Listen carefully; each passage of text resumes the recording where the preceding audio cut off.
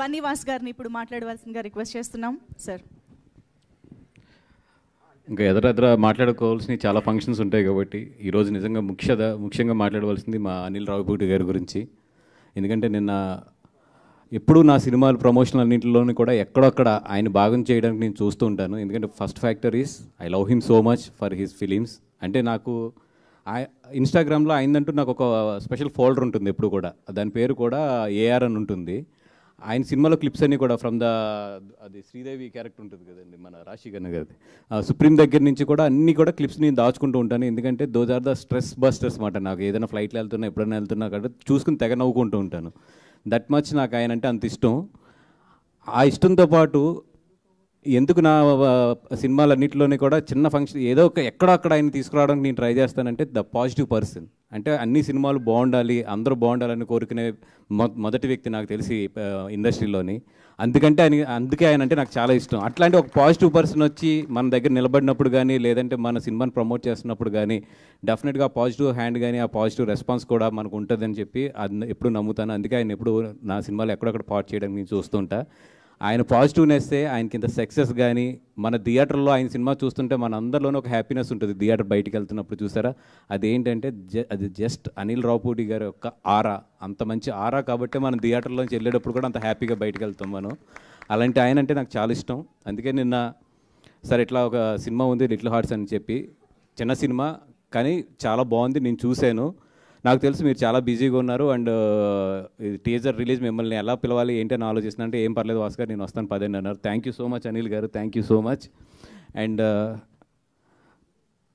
మొత్తం టీం అందరికీ కూడా పేరు అని చెప్తే చాలామంది ఉన్నారు, చాలా టైం తీసుకుంటుంది కాబట్టి ఆల్రెడీ అనిల్ గారు నేను 1/2 అవర్ అని చెప్తే తీసుకొచ్చాను.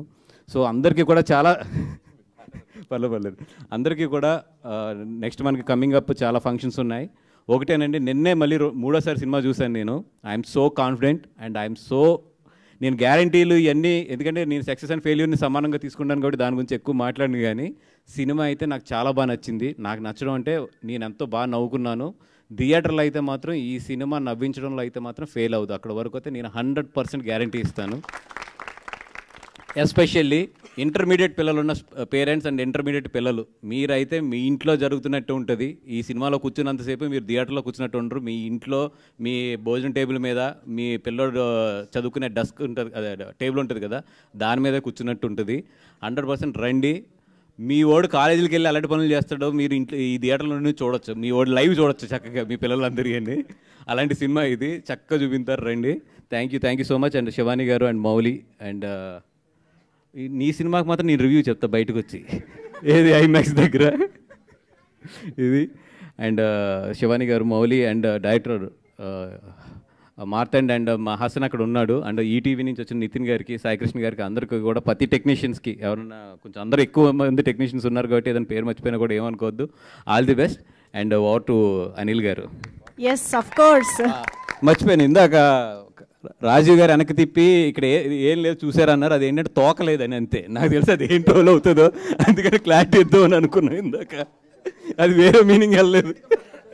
బ్యాక్గ్రౌండ్ కూడా లేదని అండి, అలా కూడా వేసుకోండి కావాలంటే. అది బ్యాక్గ్రౌండ్ లేదు తోకలేదని వేసుకోండి తప్ప ఇంకేం వేసుకోవద్దు. అది ఒకసారి క్లారిఫై చేద్దాం అనుకున్నాం. Thank you so much Bunny Vas గారు. ఎస్, అనిల్ రావిపూడి గారు విల్ స్పీక్ నౌ.